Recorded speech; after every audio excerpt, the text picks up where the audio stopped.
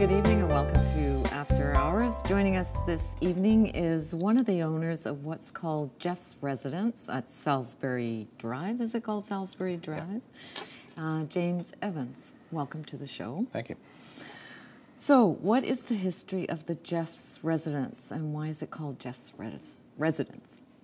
Well, the house was built, as near as we can tell, in either 1906 or 1907. There aren't any building permit records from back then. For a fellow by the name of Dr. Thomas Jeffs, who was a prominent doctor. He was also a city councillor and police commissioner for a while. And he lived in the house for about 20 years until he died in the 1920s. And then what happened to the house? As near as we can tell after that, the house was converted in the 1930s into apartments. And then there was another big conversion done in the 1950s where they added on a big wing at the northeast corner of the house and put some more apartments in the building. And it's been operating as an apartment building since that time. So how did it come to your attention and the people you work with? Or was it your attention that it came to initially? Well, I live in the neighborhood, and I've walked past the house for probably about 10 years. It's quite a prominent house. It's hard to miss. And I came to meet the owner, I guess about a couple of years ago, who had a desire to see the thing restored, but he was in his 70s and wasn't really at a point where he could take and do it anymore, and so the story went from there. Okay, so how do you determine heritage value? I want to sort of go through the process of what you had to go through to get this project going. So is this house considered heritage, and what's the criteria? Well, there's a variety of criteria. I guess the City of Vancouver has a heritage registry of heritage buildings around the city. This building actually happened to not be on the heritage registry, but I hired a heritage consultant, a fellow by the name of Don Luxton, and asked him to look at it, review the history of the house, and see whether or not it had any heritage merit. So he put together a report that concluded it did, and that it was probably worthy of a heritage A or B. And then after that, we went to the Heritage Commission at the city to see what they thought, and they agreed with his findings. So. And how much flexibility is there in terms of what is considered a heritage house? Well, I guess everybody has their own sort of definition of what heritage. I mean, what heritage means to me and what it means to, other people are completely different things.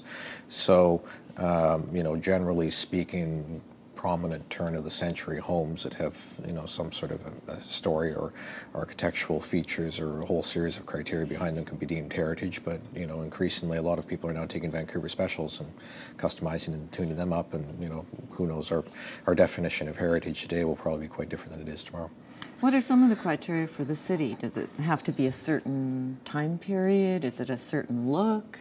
There's a use of materials? It's a combination of architectural style. This happens to be an architectural style of which there aren't all that many left in the city of Vancouver anymore. The history of the building, whether or not there's quite a few buildings that have a fairly prominent history in the city in terms of who they were built for. Whether or not there's a variety of other criteria. Those are sort of two that come to mind that the city look at. I think that the Heritage Commission has a variety of other criteria as well.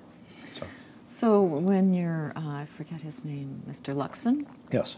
When he was looking at the history of the house, could you see what changes the house went through? Like from the time, was there records of how the house was built in the first place to sort of the 70s or whatever look, 50s look, I guess is where it was at when you came to it? In the city of Vancouver, all the building permit records from I think it's 1905 to 1908 are missing, so we couldn't find any information there. Fortunately, there used to be a fire hall across the street, and I was able to find a photo in the archives that was taken, I think, around 1913 or thereabouts, looking north on Salisbury, and that picture was right at the foreground of it. So that provided some guidance as to what the house looked like when it was originally built, and of course, it doesn't really look. It's been changed pretty substantially over the years since then. So. Yeah, there's some, in part of the documentation, I'm sure this isn't all of it, but okay, first of all, let's talk about what is the Queen Anne architecture? Oh. What are we looking at when we say Queen Anne? Is it a particular thing? Well, that's probably a question best left to an architect rather than me. But a lot of Queen Anne buildings, had a prominent turret that was usually located on the building, and of course that one has one as well. There's a variety of other architectural features that are included, in Queen Anne style as well. There was a lot of Queen Anne style homes that were built, sort of in the late 1800s, early 1900s, predominantly in the Strathcona neighborhood. There's a few of them that survive in this neighborhood, and there's a few of them in, sort of Kitsilano, Point Grey as well. So once you had sort of the heritage, I don't know what the word is, certification, was it part of a whole project? Did you look at the house first, or you had a project already in mind before sort of looking at the heritage aspect of it? The City of Vancouver has a tool that was brought in, I think, about 20 years ago, that allow or encourage the restoration or revitalization of old heritage buildings. And in the City of Vancouver, you can enter into what they call a Heritage Revitalization Agreement, wherein the city will grant you certain concessions in exchange for the retention and restoration of an old heritage house, and then actual designation and registration and protection. We entered into a covenant with the city to actually register it as a registered heritage property as well at the conclusion of that process.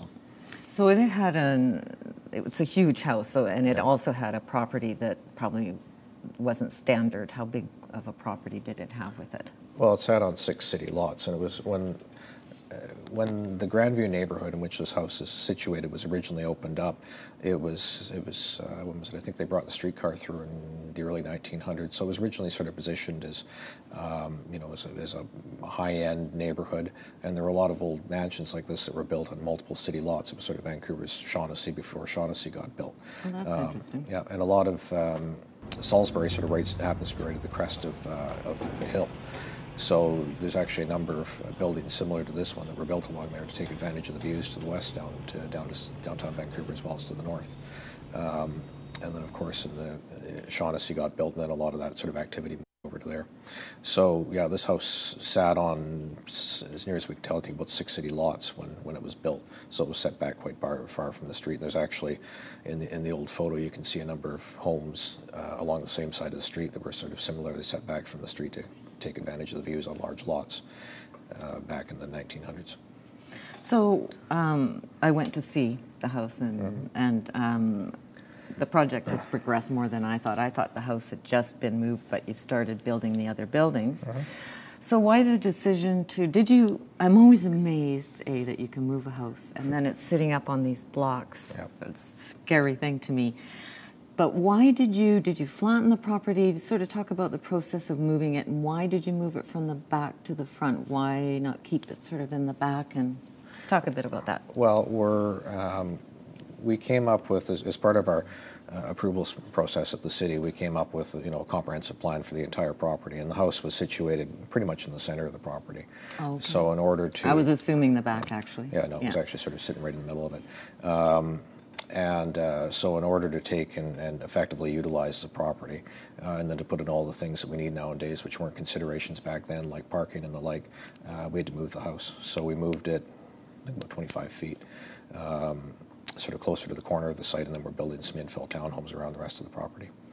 Is there a standard format for size of property in terms of what is expected when you do this project? Like, do they have some kind of mathematical thing? They want so much housing for so much property, or is that sort of up to you to approach them and make those decisions? Well, it really depends, because with old heritage houses and heritage buildings, no two of them are alike. Typically, they sit on different size lots.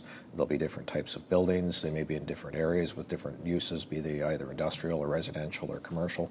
So it was really up to us to sort of put forward a vision for the site, and then take it into the city, and through the approvals process, come up with something that was acceptable to the city, the community, and obviously would make sense for us to do as well. Because the one thing you do need to appreciate about fixing up and restoring these old houses is it's quite expensive. Mm-hmm. Did you have to consider your neighbors before you, as part of the project? Like, did you actually have to go to the neighboring residences and check out to see if... Well, as part of the process, ultimately, the heritage revitalization process requires council approval. So we went through, we had a couple of public open houses on this thing where we invited the community in to come in and give us some ideas. And we actually made a number of changes to the plan as a result of feedback that we heard from the community that I think resulted in a better, in better project than what we started with. So yes, we did. Okay, and it's kind of nice to have that, because sometimes I think community input could be a scary thing for somebody running a project, because it might, they may not agree and may cause problems. So how many townhouses, talk to me about the townhouses. Are they attached to each other? Are they going to be of similar structure or of kind to a Queen Anne? Is it going to have some... So talk about the townhouses. Yeah, well, there's 13 of them. And 13? 13, yeah, in 3 blocks. And we actually have different architectural styles for the ones fronting Salisbury than we do for the ones fronting Charles Street.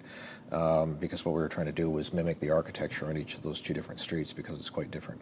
Okay. We have 2 California bungalows, actually 4 of them immediately to the east of the site, so the architectural style of the buildings on Charles Street is, we'll attempt to replicate that, so that you've got a sort of a consistent streetscape. And then we've got, then the streetscape along Salisbury is different, so we've got a different architectural style as well there. Okay, so when I saw it, like, here's the house from my point of view, right? Yep. Where it now is, and then you had some buildings there, so that's some of the townhouses? Yes, that's right. And there's a big hole in the ground here. Yep. That part of that's going to be underground parking? Parking, that's correct, yeah. And then where's the other townhouses going to go? It's at the back corner of the property, so at the northeast corner. Oh, okay. Of the property. So basically there'll be 2 blocks of townhomes on top of the underground parkade that's being built. One fronting the street and then one sort of up against the back lane. Was landscape a part of the consideration of the project, like yard space, that kind of thing? I know some trees in the front were saved. I wasn't sure if those were city trees or part of the original property. Yeah, the trees that were saved on this are city trees, the ones that you would have seen. But yeah, we've got a comprehensive landscape plan for it as well, so we'll be re-landscaping around the entire property once we've finished construction. Okay, and talk to me a bit more about the townhouses. How are there varying sizes? How big are they? Is this a family-orientated project? Yes. For the townhouses in particular? Yeah, it is. The townhomes range in size from sort of 1,100 to 1,300 square feet in size. All 3 bedrooms, 2.5 bathrooms, and so we designed. It's a very family-oriented neighborhood now, and so we designed them with that in mind. Okay. And then the house, because it is a beautiful, and looking at some of the older pictures, why did you gut the house? Well, the house had been previously gutted before we bought it. I think, as I said earlier, in the 1930s it was converted into apartments, and then again in the 1950s there was a lot more work done to it, and there really was nothing left in the inside. We found one stained glass window on a wall and an old newspaper from 1906, but that was pretty much it.